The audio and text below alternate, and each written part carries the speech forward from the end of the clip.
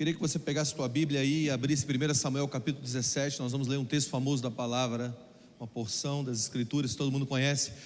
Eu queria que a gente ficasse em pé para ler esse texto, amém? Então pega a tua Bíblia, abre a tua Bíblia, se coloca em pé e nós vamos ler todos juntos agora. 1 Samuel capítulo 17, versículo 32. A famosa história, talvez a mais famosa da Bíblia, a história de Davi e Golias. Se você não tem uma Bíblia, chega perto de um crente aí, do seu lado. Diz assim a palavra do Senhor: E Davi disse a Saul: não desfaleça o seu coração de ninguém por causa dele. O teu servo irá e pelejará contra este filisteu. Porém Saul disse a Davi: contra esse filisteu não podereis ir para pelejar contra ele, pois tu ainda és moço, e ele homem de guerra desde a sua mocidade. Então Davi disse a Saul: teu servo apacentava as ovelhas do seu pai, e quando vinha um leão e o urso e tomavam uma ovelha do rebanho, eu saía após ele e o feria, livrando-o da sua boca. E quando ele se levantava contra mim, lançava-lhe a mão sobre a barba, e o feria e o matava. Assim feria o teu servo o leão como um urso, e assim será esse incircunciso filisteu como um deles, porquanto afrontou os exércitos do Deus vivo. Disse mais Davi: o Senhor me livrou das garras do leão e do urso, ele me livrará das mãos dos filisteus. Então disse Saul a Davi: vai, e o Senhor seja contigo. E Saul vestiu a Davi das suas vestes, e pôs-lhe sobre a cabeça um capacete de bronze, e vestiu de uma couraça. E Davi cingiu a espada sobre as suas vestes e começou a andar, porém nunca havia experimentado tal coisa. Então disse Davi a Saul: não posso andar com isso, pois nunca experimentei.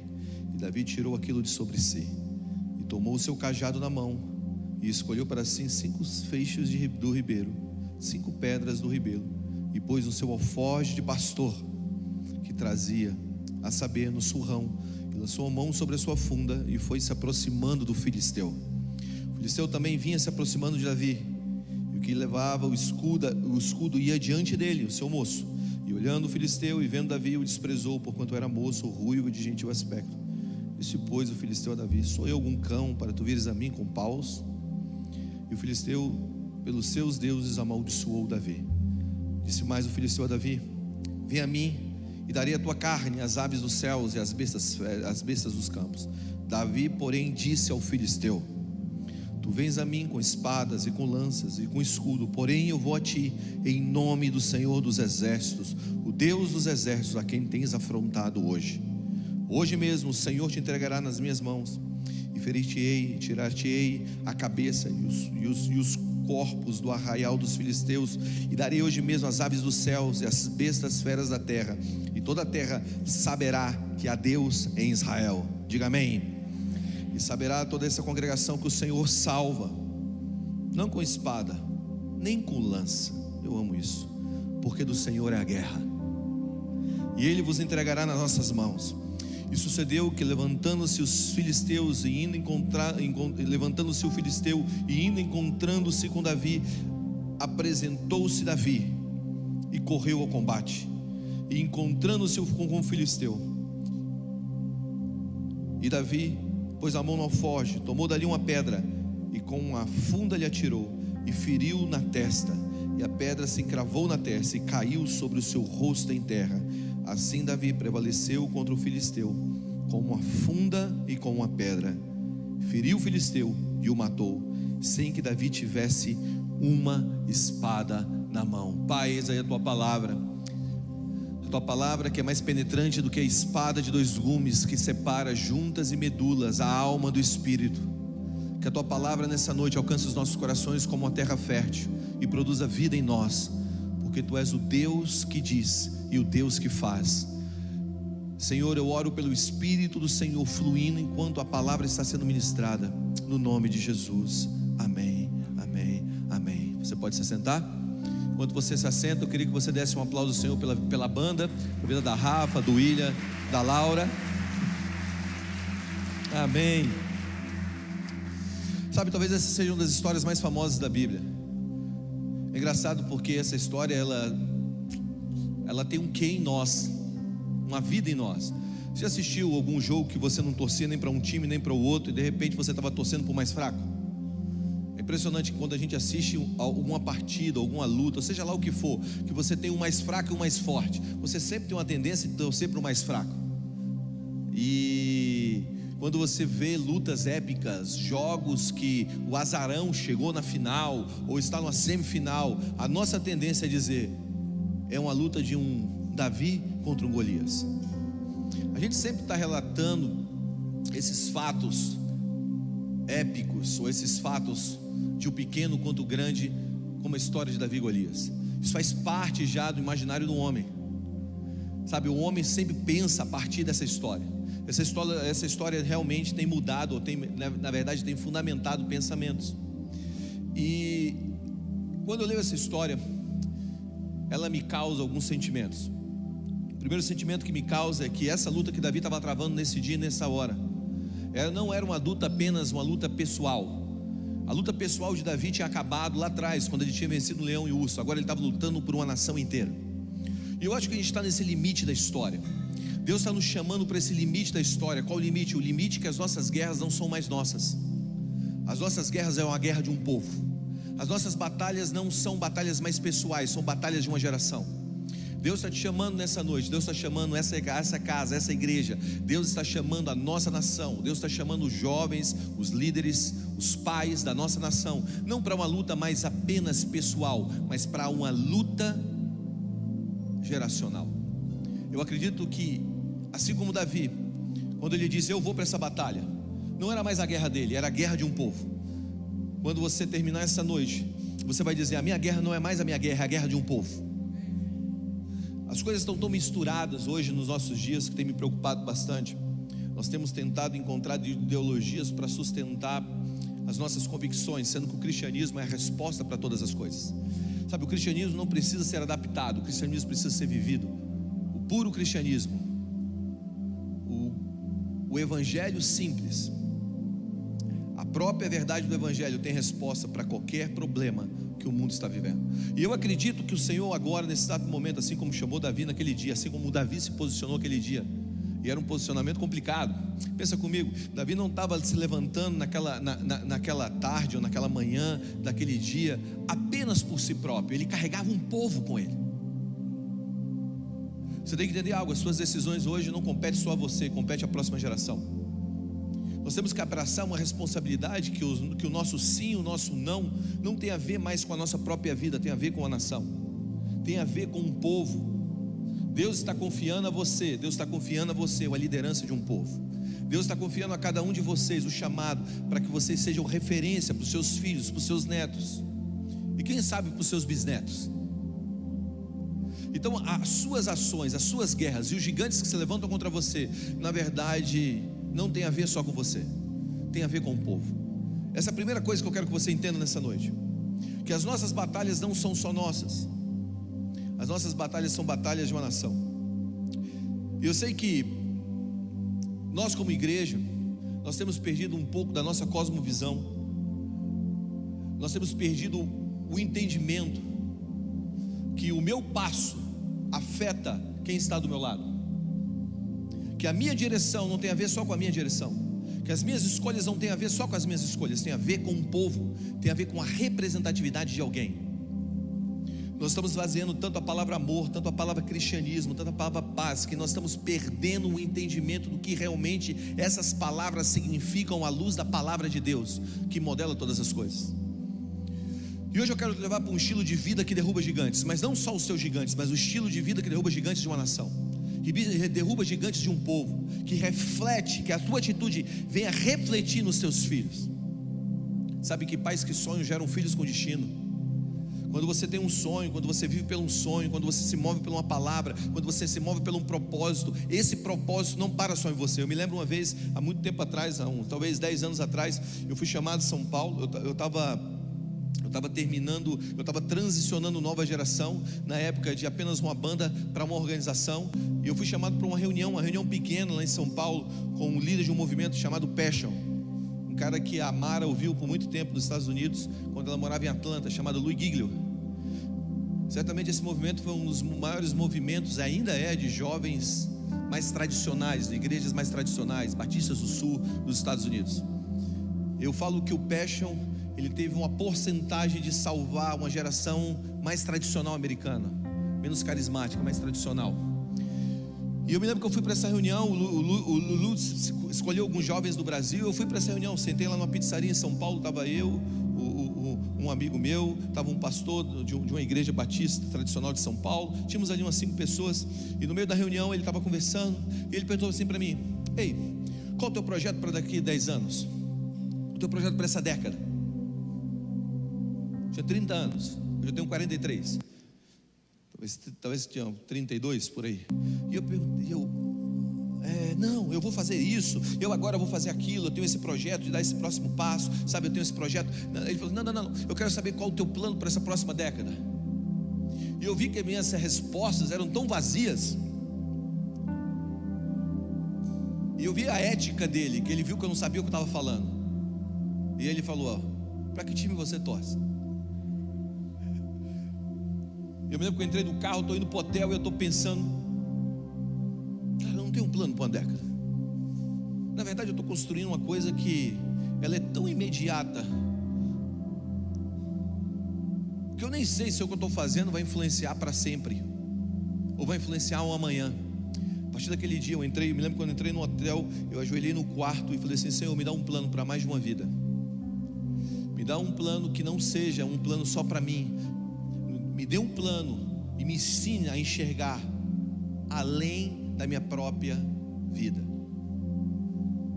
E desde então eu tenho entendido algo, que todos os gigantes, ou a maioria dos gigantes que se levantam na nossa frente, eles têm o poder de nos promover, mas também nós temos que entrarmos com entendimento em uma batalha, que aquela batalha não significa que é só nossa, é a batalha de um povo.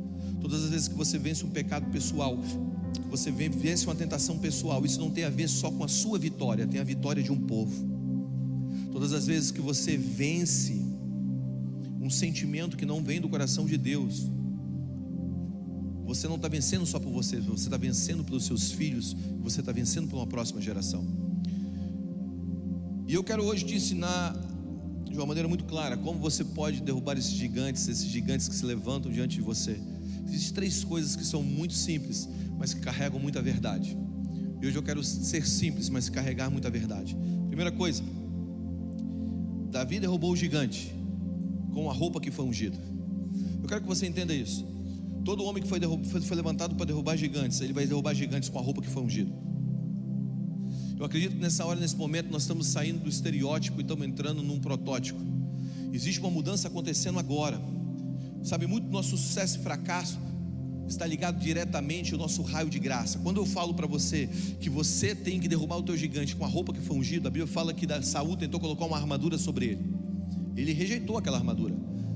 E Davi venceu o gigante não com uma armadura, porque quando você vai para uma batalha, normalmente você precisa de um certo tipo de ferramenta e um certo tipo de veste para vencer batalhas. Então havia um estereótipo pronto para aquela batalha. E Davi não, Davi rejeita aquele estereótipo e ele vai para a batalha com a roupa que ele foi ungido. O que significa isso? Significa que Davi abraçou o seu raio de unção, o seu raio de graça. Entenda algo: todos nós temos uma medida de graça para poder viver. Todos nós somos chamados para viver em uma medida de graça. E quando operamos fora da medida de graça, isso traz problemas. A medida de graça é a nossa zona de influência, é o favor dado por Deus para operarmos nessa vida. A Bíblia fala que Deus deu uma porção de graça, de fé a todos nós. Quando nós operamos fora da nossa medida de graça, significa que nós entramos num território que é um território desconhecido.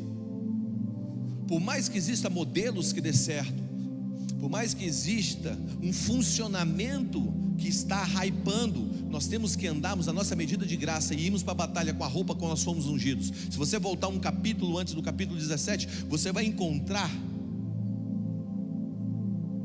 o profeta Samuel ungindo Davi dentro da sua própria casa. 1 Samuel capítulo 16. No capítulo 17, Saul tenta dar uma armadura para ele. Isso significa que muitas vezes nós vemos aquilo que está tendo sucesso, aquilo que está funcionando, e queremos puxar para a nossa vida, sendo que aquilo não tem nada a ver com a nossa vida. Você entende o que eu estou dizendo? O que eu quero propor para você hoje é que você precisa operar na tua medida de graça. Diga, medida de graça. A tua medida de graça, existe uma medida de graça para você, que muitas vezes não é aquilo que está funcionando, é aquilo que não está funcionando para os outros, mas vai funcionar para você. E vencer a tentação de ser grande e rápido, vencer a tentação de hypar muito rápido, vencer a tentação de ser influente, talvez seja um grande chamado de Deus para a tua vida hoje. Seja você viver na graça que Deus te deu, na unção que Deus te deu. Sabe, quando nós operamos, quando nós vivemos fora da nossa medida de graça, nós entramos em um terreno que é um terreno complicado. Que significa que, por mais que seja confortável no momento, viver fora da nossa zona de graça, isso vai acabar traindo guerras para nossas vidas que não são guerras que nós devemos lutar. A Bíblia diz em 2 Samuel capítulo 11, no versículo 1, o seguinte: na primavera, no tempo dos reis saíram à guerra, o rei Davi não saiu à batalha, mas enviou Joabe e seus servos para sitiarem Rabá e lutarem contra Amon. Olha o que a Bíblia está dizendo. Na primavera, no tempo que os reis saíram à guerra, quem era o rei? O rei era Davi. Mas naquele dia, no dia do rei sair à guerra, na primavera, ele mandou Joabe para uma batalha. E quando ele manda Joabe sitiar Rabá, a Bíblia fala que eles sitiaram Rabá e venceram aquela batalha. Mas Davi deveria estar na guerra, não no palácio. Nos versículos seguintes você vai ver que Davi saiu ali no terraço do palácio, e ele encontra uma mulher tomando banho, e ele deseja aquela mulher, e naquele dia ele se torna um adúltero, e mais para frente um assassino, porque no dia que ele deixou de lutar as batalhas que ele tinha sido chamado para lutar, ele começou a lutar uma batalha que ele não tinha favor para vencer. Significa que quando nós operamos fora do nosso raio de graça, do nosso raio de unção, nós começaremos a lutar batalhas que nós não temos favor para lutar. E quando nós lutamos batalhas que nós não temos favor para lutar, significa que agora nós estamos sujeitos a derrotas terríveis. Você está aí? Deus te chamou para você operar em um raio de graça, em um raio de favor, nessa zona de graça. Sabe, saber quem você é e o que você foi chamado para fazer te coloca na zona de convergência do céu. Você sabe onde o céu toca a terra na tua vida? Quando você está operando no teu raio de graça. Albert Einstein diz o seguinte: todo mundo é genial, mas não pede para um peixe subir na árvore. Quando você pede para um peixe subir na árvore, você torna o peixe um estúpido. Tem muita gente que está sendo tratado como estúpido porque está fugindo do seu raio de favor. Você precisa voltar àquele lugar que você é eficiente. Você está comigo?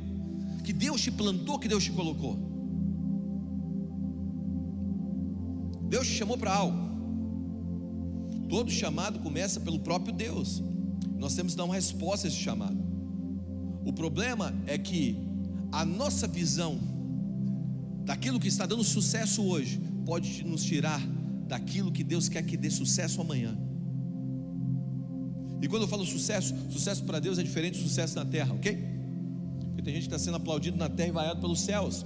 E o que eu quero propor nessa noite é que nós precisamos operar no nosso raio de favor. Sabe, o apóstolo Paulo define muito bem a sua medida de graça em Efésios capítulo 1, versículo 1. Ele diz o seguinte, em um único versículo ele define o seu papel: Paulo, apóstolo de Jesus Cristo, por vontade de Deus, aos santos que vivem em Éfeso e fiéis em Jesus Cristo. Olha o que ele dizendo: Paulo, esse é quem eu sou, a minha identidade. Apóstolo, isso é o que eu faço. De Jesus Cristo, é para quem eu faço, pela vontade de Deus, essa é minha autoridade. Aos santos que estão em Éfeso, esse é o meu raio de ação, o meu público, o meu povo, a minha medida de graça. Você precisa saber quem você é, você precisa entender o que você foi chamado para fazer, você precisa entender de onde vem essa autoridade, você precisa compreender qual é a sua autoridade e a quem você foi enviado. Quando nós compreendemos isso, nós estamos operando no nosso raio de favor. Você está aí? Vocês estão quietinhos hoje? Eu quero dizer para você, o teu sucesso, a tua prosperidade está no seu raio de favor, no seu raio de graça. Já viu uma pessoa fazendo algo? Por exemplo, você bota uma pessoa que tem um favor de Deus para cantar algo que literalmente destrave o coração das pessoas. Exemplo, a Laura, uma unção para trazer cura, paternidade, amor. Aí você bota uma outra pessoa que tem um outro tipo de unção, ela pode até navegar naquela unção, mas se ela força a ser um modelo que funciona desse jeito, provavelmente ela está perdendo. E não só ela está perdendo, uma geração está perdendo aquilo que ela foi chamada para fazer. Então a tua referência não pode roubar a tua essência. Diga, a minha referência não pode roubar a minha essência. Você pode ter referências, mas você não pode ser roubado na sua essência. Amém? Então, entenda algo. Para que você se torne um homem que lute as guerras para derrubar gigantes, você precisa viver, sair à batalha com a roupa ao qual você foi ungido. Davi derrubou o gigante com a roupa que ele foi ungido. Esquece a armadura. A segunda coisa, não veja o aparente. Deus não te chamou para você ver o aparente. Davi viu um gigante o que ninguém viu. Todos olhavam para a aparência e força do gigante. Davi olhou as marcas, as marcas de uma promessa. Davi viu o visível aparente.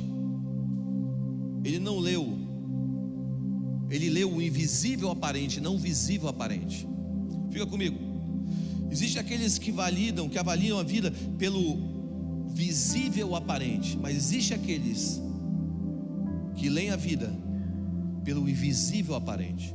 Todo mundo via um gigante, Davi via um incircunciso. Significa que aqueles que vão derrubar gigantes não estão lendo o mundo por aquilo que vem, pelo visível aparente. Eles estão modelando o mundo pelo invisível aparente.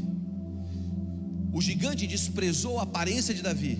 Davi não enxergou gigante como gigante. O que eu quero propor para você nessa noite é que Deus está nos chamando para enxergar do invisível para o visível. Deus está nos chamando para viver a partir dos céus para a terra. Deus está nos chamando para entender que aquilo que é transformado, ou aquilo que é movido no mundo natural, primeiro foi mexido no mundo espiritual. Se nós não percebemos que a invisibilidade, aquilo que nós não vemos, é mais importante do que aquilo que nós enxergamos, nós nunca derrubaremos gigantes, porque os gigantes ameaçam e eles estremecem. Olha que interessante. Antes de toda reconstrução física, existe uma reconstrução espiritual. Quando você vai para Gênesis capítulo 1, versículo 1 e 2, você vai encontrar o seguinte: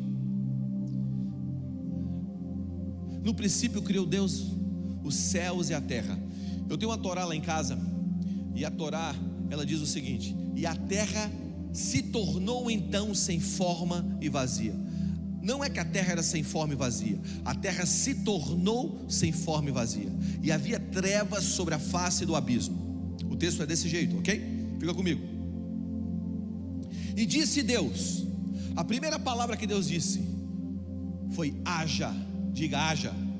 Você sabe que a palavra haja no hebraico, esse haja, de agir, de transformar, ela vem de duas origens. A primeira origem é barar. Barar é haja, se faça a partir de algo que nunca existiu. Então é uma criação a partir do nada. Mas a palavra que Deus usa em Gênesis 1:2 não é barar, é ayar. Ayar é se construa a partir de algo que já existe. Então Deus estava dizendo o seguinte: haja luz, que essa luz que já existe invada as trevas e se construa. Então a luz, olha que interessante isso, a luz que é liberada em Gênesis 1, a gente acha que é essa luz física, mas a luz física, os luminares só nascem a partir do versículo 7 ao 13 mais ou menos. Se você for para lá, talvez você ache aí, quando Deus coloca os luminares, eu não sei qual é o versículo de Gênesis 1, mas está aí, é os luminares. Deus faz a separação pelos luminares. Significa que Gênesis 1:2 não era luz física. Que luz era essa? Abra comigo no Evangelho de João capítulo 1. João capítulo 1. João capítulo 1, o Evangelho de João capítulo 1 fala qual é essa luz. João capítulo 1 diz o seguinte: no princípio era o verbo, versículo 1, e o verbo estava com Deus, e o verbo era Deus. Ele estava no princípio com Deus, e todas as coisas foram feitas por Ele, sem Ele nada que foi feito se fez. A vida estava nele, e a vida era a luz dos homens. Continua: a luz resplandece nas trevas, e as trevas não prevaleceram contra ele. Então o que era essa luz? Depois você pode ler o capítulo inteiro, mas essa luz era a luz que saía dele, que estava literalmente tirando as trevas espirituais, para que agora a terra começasse a ser feita. Eu quero propor para você o seguinte: que antes de Deus construir o mundo, Deus reprogramou o espiritual, o invisível. Talvez nós estejamos valorizando uma transformação visível, sem antes valorizar uma transformação espiritual. Sabe qual é o nosso problema como igreja? Que nós enxergamos as coisas que olhamos como concretas, e as coisas que nós não enxergamos como abstratas. Você lembra que eu disse para vocês? Esse púlpito aqui, ele é concreto ou abstrato? Esse celular, esse iPad, e seu espírito? Quanto tempo vai durar esse púlpito? 3 anos, 10 anos? Quanto tempo vai durar esse celular? Até o próximo iPhone que a Apple lançar? Quanto tempo vai durar o teu espírito? Quanto tempo vai durar o teu espírito? Eternamente. Só que nós estamos dizendo que isso aqui é o concreto e o espírito é o abstrato. Por isso nós não conseguimos mudar o que vemos. A Bíblia diz que tudo o que é visível veio do invisível. A grande verdade é que se você quer ver a tua vida transformada, a tua família transformada, o teu filho transformado, não adianta quando ele gritar com você, gritar de volta. Significa que agora você tem que entrar numa atmosfera dos céus, no mundo espiritual, e de lá construir do céu para a terra. Davi não enxergou um gigante. Davi não viu a visível aparência, ele se moveu pela invisível aparência. E quando a gente se move, não por aquilo que a gente está vendo, mas por aquilo que nós enxergamos no mundo espiritual, nós entendemos que a partir da luz dos céus, a luz que engole as trevas, agora o mundo está pronto para ser construído. Então a reforma que nós precisamos não é uma reforma de visível aparência. A gente está tentando transformar o mundo antes de transformar a vida, o espiritual. As leis espirituais são mais reais do que as leis físicas. Na verdade, o mundo espiritual está movendo o mundo natural. A partir do momento que você entra numa batalha e você julga aquela batalha pelo aquilo que você está vendo e não por aquilo que realmente Deus enxerga, a gente vai perder batalhas. Então Davi estava julgando Golias pela marca de uma promessa. Davi não estava julgando Golias pelo tamanho. Alessandro diz, e eu concordo com ele, o maior no reino não é o grande, mas o ungido. Você está aí? O que você precisa fazer hoje é perceber que aqueles que derrubam gigantes, aqueles que modelam histórias, aqueles que reprogramam pensamentos, reprogramam cidades e nações, eles são chamados a partir de uma perspectiva não visível. Eles não estão lendo o mundo apenas o hoje. Eles estão dizendo, olha, isso aqui parte do espiritual para o natural. Sabe como você vai ganhar a tua guerra na tua família? Não é gritando, é ajoelhando e orando. Você sabe como você vai transformar a batalha dentro dos seus relacionamentos? Não é enfrentando, é entendendo os princípios eternos do reino e aplicando. Porque gigantes foram feitos para morrer em nossas mãos. Maior não é o poderoso e o mais forte, maior é o ungido. Terceiro e último, busque os recursos corretos. Se nós queremos hoje derrubar gigantes, nós precisamos achar os recursos corretos. Presta atenção, todos aqueles homens eram especialistas em armas. Davi era especialista em Deus. Eu vou repetir: o recurso correto não está na arma certa. O recurso correto está na intimidade com Deus. O nosso problema é que a gente acha que vai derrubar gigante pela arma correta. A gente vai derrubar gigante, sabe pelo quê? Pelo conhecimento de Deus. Nós não vamos derrubar gigantes levando grandes armas para a batalha. Entenda algo, todos eram especialistas em armas. Davi era especialista em Deus. Eu quero te propor algo hoje, eu quero te convidar a algo hoje. Não seja especialista em resolver problemas, seja especialista em conhecer Deus, porque aquele que conhece Deus agora tem a solução para os problemas.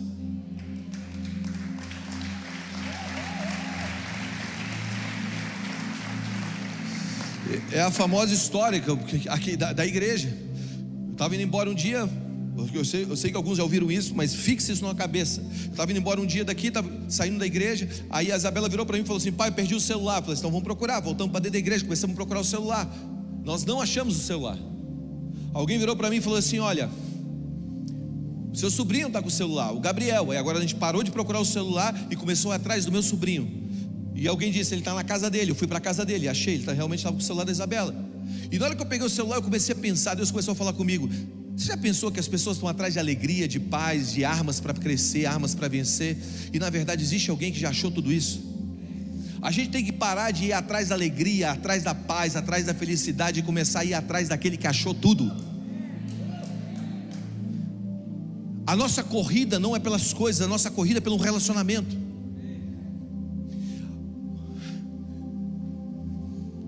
Você precisa se tornar um amigo de Deus. Davi não venceu a batalha porque ele tinha a melhor arma. Davi não venceu a batalha porque ele era o mais capacitado. Davi não venceu a batalha porque ele era o maior.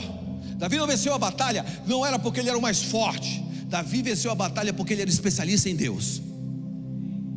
E existe uma geração que está se levantando agora que tem fome e sede pelo Senhor. Na verdade existe uma onda que está chegando sobre o mundo, e não é uma onda para comer pão e nem para beber água, mas pelo conhecimento, pela vida, por entender Deus, por mergulhar em Deus, por compreender Deus.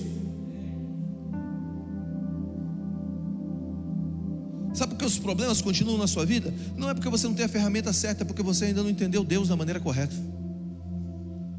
E eu não estou dizendo que muitas vezes os problemas vão sumir, mas você vai ser diferente diante deles. Tudo que você precisa é conhecer Deus. O problema da humanidade não será solucionado sem o conhecimento de Deus. A Bíblia diz em Oséias que o meu povo está perecendo porque lhe falta o conhecimento. O povo não está perecendo por causa do pecado, por causa dos levantes do diabo, por causa do inimigo, mas porque falta o conhecimento. Conhecimento no hebraico é luz, ignorância é trevas. O diabo é o príncipe das... Então o diabo reina e governa por ignorância. A partir do momento que você entende, você está livre. Quando você compreende, você entende que o conhecimento de Deus é altamente libertador. Conhecereis a verdade. Quem é a verdade? Quem é a verdade? Quem é a verdade? O que você deve fazer? Conhecer. Porque quando você conhece a verdade, a luz que tem na verdade te liberta. Se estamos presos é porque ainda não conhecemos. Porque quando conhecemos, somos livres. Deus, eu quero que o Senhor mude a minha empresa. Deus está falando: me conheça. Deus, eu quero que você mude a minha família. Deus está falando: me conheça. Deus, eu quero que você transforme os meus filhos. Deus está dizendo: me conheça. Porque eu quero dizer uma coisa para você: diante de Jesus, ou a gente se prostra arrependido, ou a gente vai embora ofendido. Mas Jesus nunca vai passar despercebido em um lugar. Nunca. Quando Ele chega, ou você se dobra em adoração, ou você vai embora totalmente ofendido. Mas essa noite, eu quero te chamar a você ser uma expressão que eu usei muito na minha adolescência: um caçador de Deus.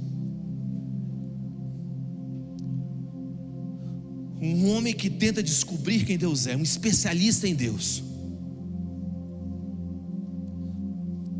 Não sei você, mas eu quero ser chamado de especialista de Deus. Eu gostei disso. Não, aquele cara é especialista nisso, ele é especialista naquilo. Não. Aquele cara é especialista em Deus. Quer saber sobre Deus, como Deus se move? Conhece aquele cara.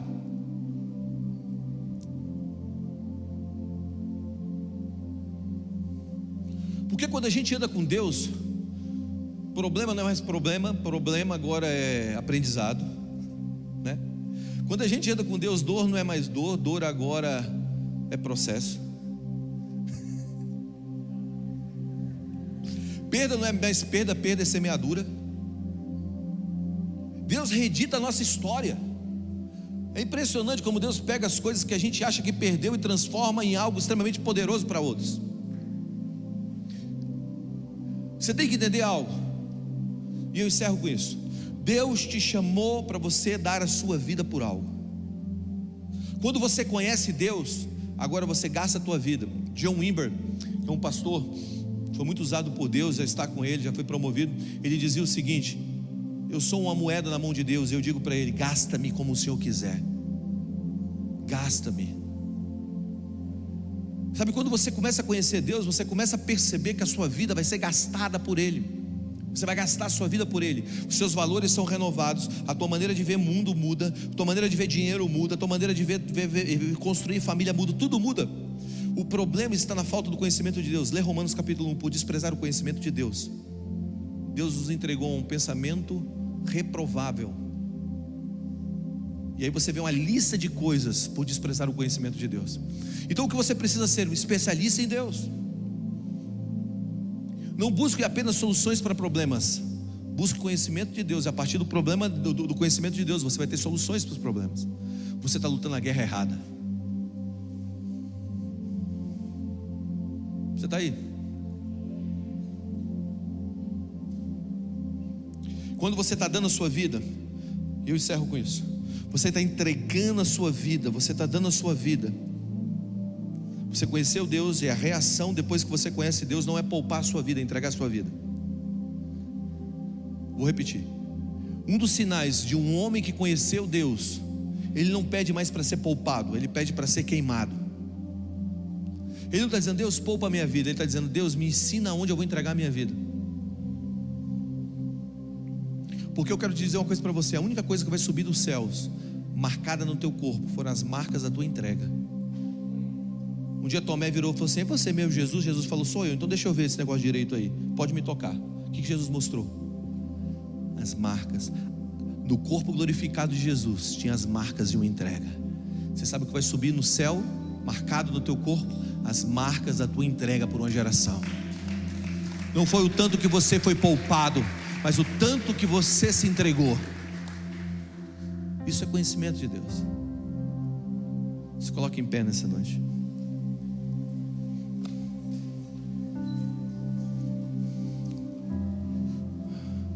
Feche seus olhos. Você foi chamado para derrubar gigantes. Diga: gigantes foram feitos para morrer em minhas mãos.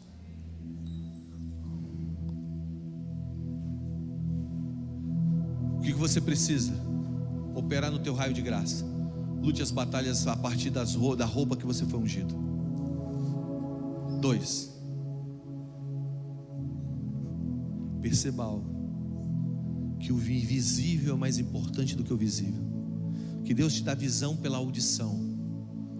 Você enxerga por aquilo que você ouve, não por aquilo que você vê. 3. Não seja especialista em problemas, seja especialista em Deus. Junte as 3 coisas. E agora, feche seus olhos, abra suas mãos. Jesus, nós te amamos. Com toda a nossa vida nós te amamos. Nós não somos um povo sem dono. Nós não pertencemos a um Deus desconhecido, um Deus escondido. Mas nós pertencemos a um Deus que era o Verbo, e Ele se fez carne. Eu sei que as nossas lutas como igreja, de agora para diante, serão lutas nacionais. Não serão lutas apenas no nível pessoal. Nós batalharemos pelos nossos filhos, pelos filhos dos nossos filhos. A cada dia que passa, Senhor, a batalha está ficando mais clara. Mas eu te peço por homens que enxerguem o sobrenatural, além do natural. Eu te peço nessa noite que o Senhor levante homens que entenderam que tem uma unção e são chamados para operar dessa unção, Senhor. Eu oro, Senhor, por aqueles que serão especialistas em Deus, que verão Deus da forma correta, que te verão, Senhor. Se revele aqui a nós agora. Abra suas mãos e seja cheio do Espírito Santo agora.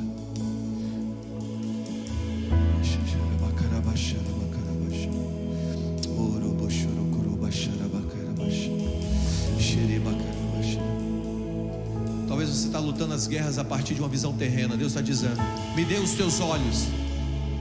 E como você dá os seus olhos a Deus? Dê os seus ouvidos a Ele. Talvez você esteja agora operando em cima de um modelo que todo mundo estava fazendo, e Deus está dizendo: sai desse modelo, sai do estereótipo, vem para o protótipo. Não tem problema. As pessoas talvez vão te deixar, vão dizer que você ficou louco. Não tem problema. Seja o que Deus chamou você para ser.